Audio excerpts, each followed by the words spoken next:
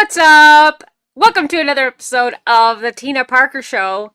We are on day 29. How about that? Okay, one more day of this challenge, this heel elevated air squat challenge. But it's heel elevated, and if you're even a bigger baddie, then use some resistance and add a weight. So anyway, I hope you guys, if you're doing it, I love it.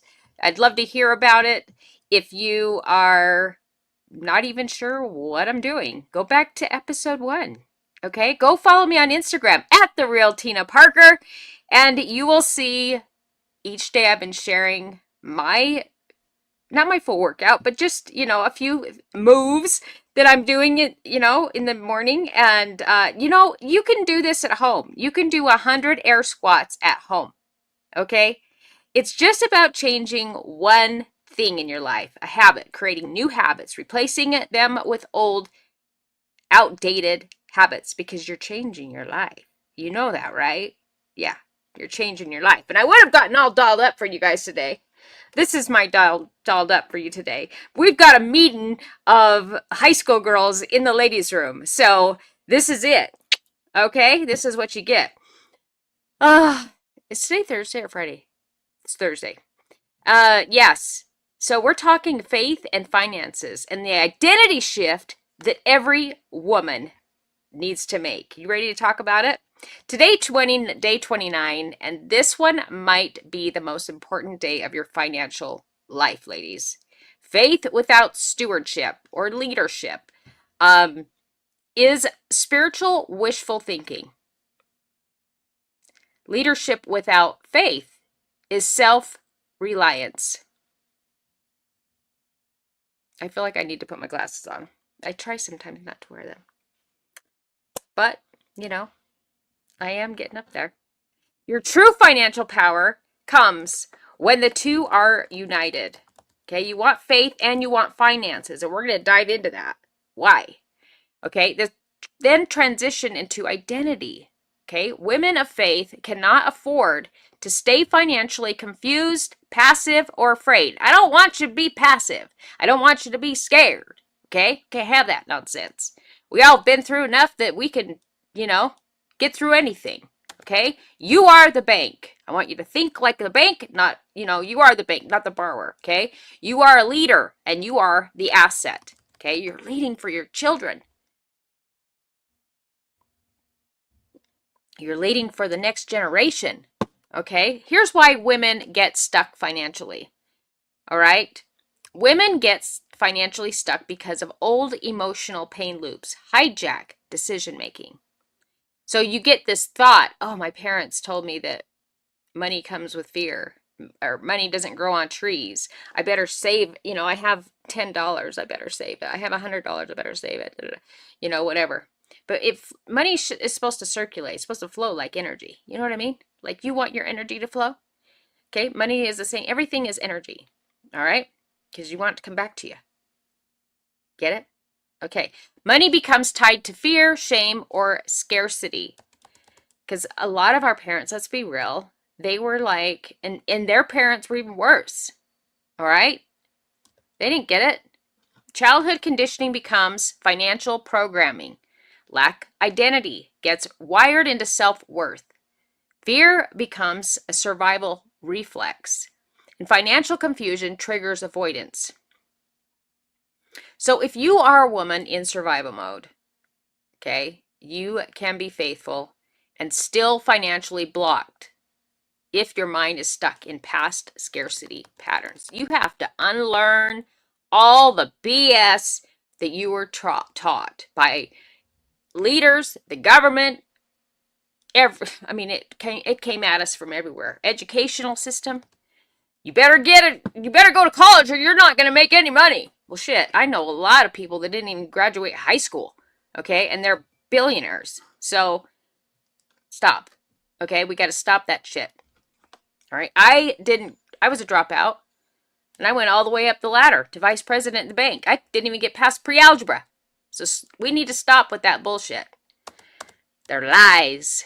That's limiting beliefs is what it is. They didn't mean to. They just had limiting beliefs because their parents had limiting beliefs, and it just cycles. So we need to be the cycle breakers. You get it? All right. Faith cycle versus the fear cycle.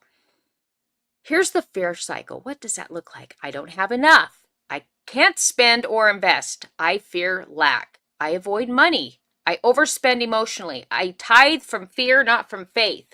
Okay, you can be a tither. Okay, but make sure you know where the money's flowing. You get it? You don't want to be paying off some, I don't think it all goes there, but you don't want to be paying off some sexual abuse that they've been hiding. Let's just be real.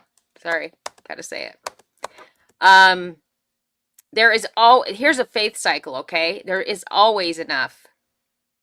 Leadership, is over impulse. All right? Intentional spending. Tithe and trust. No, this is the thing, is when you work for a business, okay? Let's say you work for a company. I think it's really important to know who these owners are. And do your values align with them? Okay? Sometimes you don't get a chance to really know them. That's why I think in today's age, especially right now, it's important to have a brand. It's important to show people who you are. Be, real. Be transparent. Okay? Transparency in today's time is massive. Okay? Because people don't want to give money. They don't know who you are. They don't know who are you really behind the scenes. I tell you what, if I don't hear you say a swear word, I'm questioning you. Because I know you probably swear at home. Do you get it? Show me who you are when you're at home. And those people, that's who I want to spend my money with, or do business with, or partner with. So, faith isn't passive, faith is preparation. Let's talk about the tithing. I have no issue with tithing. I just want to tithe in the places that I know is going to a good cause and a good person and good situation. You know what I mean? Like I would like to give to people that I know their situation, like individuals. You know what I'm saying? That I can see them really trying and they just need a hand up. They just need they just need a little help, you know? And that would get them to their next level. They just, are in a bad situation. Those are the people I want to help. I don't want to help a $1 billion church that isn't willing to help pay or give a baby formula that hasn't eaten for 2 days. I don't want to give to a church that is paying for hiding sexual abuse cases and paying settlement fees and stuff like that with the tithing money. Like, I want to be in charge of where I know the money's going. Okay? If you operate like a business, why are you nonprofit? That's just my feel. And I think, talking about these things, I think that they're going to have to make some changes, which is awesome. Okay? That's what we want. We want to see change. So tithing was never meant to be punishment or a paycheck extraction. Tithing is trust. Okay?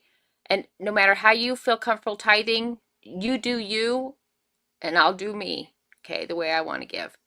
Tithing is surrender. I think it's good to give back. I really do.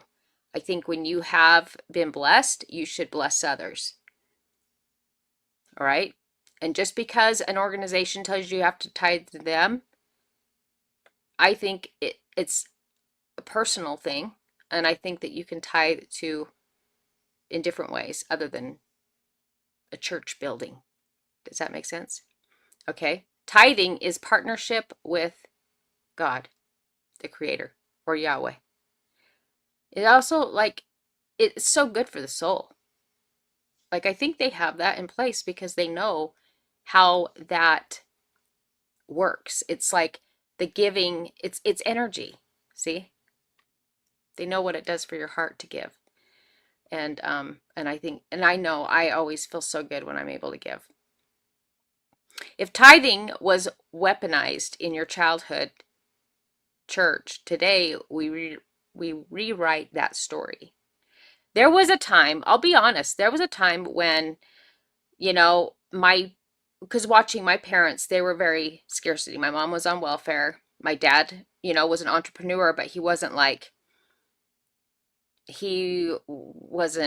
crushing it. I mean, we had more than people on welfare, but it wasn't like crazy, you know. It was a different time. Inflation wasn't in place, too. You know what I mean? Things didn't cost as much. He built his home for like 30 something thousand dollars in the 70s. So a lot has changed. So we had more than welfare at that time, but it still wasn't tons. Do you get it? So they didn't I didn't see them like giving. They never gave to a church. They never gave to, you know, people really. I didn't even dare ask for $5. I didn't. I mean, I remember being in third grade and wanting a pair of Nikes, and my mom was like, "Get a job." So it was money was tight. And so it was kind of that scarcity mindset. Well, I adopted that. And I was a single mom on welfare in the beginning, and so I was very afraid of money. But guess what happens when you're very afraid of giving? It doesn't flow back either. You know what I mean? I got better in time, more that I realized. I learned a lot from my husband that I'm separated with. He is a huge giver. Like I was blown away when I learned that, and he did it all in the hush hush, like there was this lady in our ward, and she lived in our neighborhood. She was a single mom, and I found out like after he did it, but him and another guy in the ward, they went and bought her. She was a single mom, and they went and bought her a brand new fridge, and they did it on, through us as a surprise, like as a anonymous.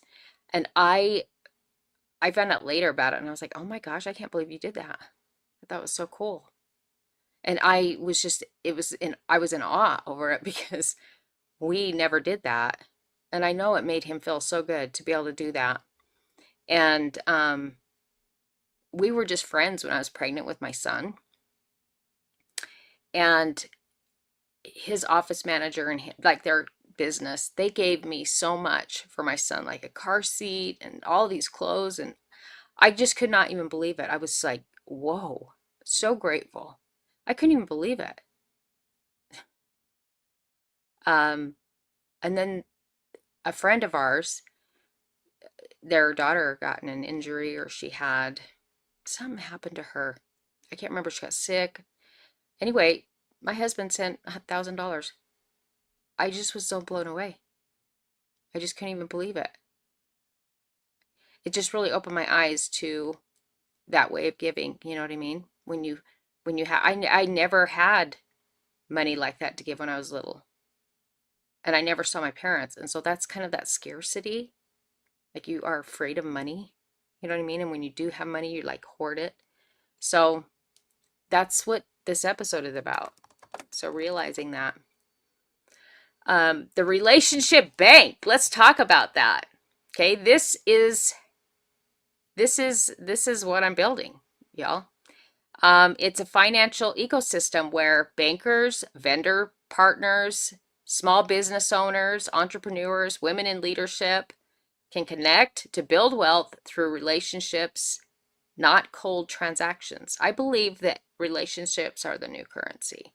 Okay. And in the 23 years that I was a banker in the financial services industry, my business exploded because of my relationships and the way I took care of my people, my clients, my business partners, just all around. Like if I didn't have those loyal relationships, I wouldn't have blown up my business. And so that's what this is. It's an ecosystem of partners that, so like when I was a banker, I had clients that would come to me and say, "Who do you know that's a realtor that you trust? and I could refer them to my realtor. Who do you know that sells cars? I referred them to my car people. I'd find out what they're looking for in that, and I would give them the right one. Every type of business, payment services, your merchant services, how you pay with a card. I referred for that too. I mean, I had partners within the bank, I had partners outside of the bank, and with banking changing and a lot of branches are closing, relationships are going to be everything. And so I'm building that. I'm excited. If you want more information on that, let me know. So this is a disruptor, by the way. Okay. Banks are losing trust. We are restoring it. Dealers don't trust vendors. We're going to bridge that. Clients don't understand fees. We're going to educate them. Women rarely get a seat at the financial table. We're building that table. All right? Because relationships are the real currency. Money flows where trust exists. The relationship bank is trust in motion. How bankers and vendor partners can get a seat at the table. You have to be authentic, transparent, value add service. It's relational integrity, client first solutions.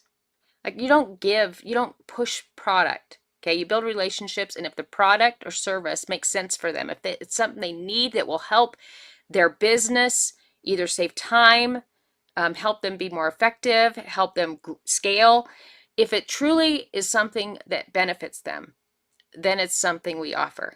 If it's not, we're not pushing products. We're not pushing services that people don't need. Okay, I don't believe in that. That's not how you build a real business. No sales pitchy. We're not doing that. Long-term partnership focus. Okay, this is the future of finance. The future of finance is relational, and the women are going to lead it. Okay, here's how you can start with this leadership in finance. Faith. Okay, shift. Track your money. Okay, you should look at your bank account, know where you're at, even if you don't have much. Okay, build your emergency opportunity fund. Pay yourself first. Invest before you indulge. If you have excess, start investing in yourself. I mean, you may not have, when you start getting excess, then you can invest in other things. But if you don't have enough money to invest in other things, you are the number one person. You are the first investment, okay? And you should do that daily, whether it's going to the gym, whether it's giving value, whether it's in relationship. You invest in you first, in you and people, okay? Build high income skills. That's another thing. You got to learn new things every day. Stop giving back out of fear. And join a wealth-focused community. Think like a bank. You didn't realize that you could become a bank, right? Yeah. Become your own bank. Wouldn't you like to have that kind of wealth, to be your own bank? Not just financially, mentally, spiritually, physically, all the things, okay? Faith has brought you this far. Leadership takes you the rest of the way. Okay, we're building leaders. And if you're ready to learn how faith, wealth, and relationships collide, join the Women of Action Academy and step into the relationship bank. Okay, I have things coming for the relationship bank, like you're going to get certifications, there's going to be coaching, all the things. So stay tuned for all of that. I'm excited. And if there's anything that I can help you get over, a question, a concept, what's going on with banking question, what do you see with this? I pretend like I'm stupid, but I'm really intelligent. All right. I hope you guys have a great day. And if you know someone that is looking for a new opportunity, if they are in banking and they're fearful they're going to lose their job, if they're in any kind of job, okay, AI is taking over. Okay, you got to learn how to evolve and adapt. And if you don't, you're going to be left behind. So, comment with your questions and let me know how I can help you. Have a great day.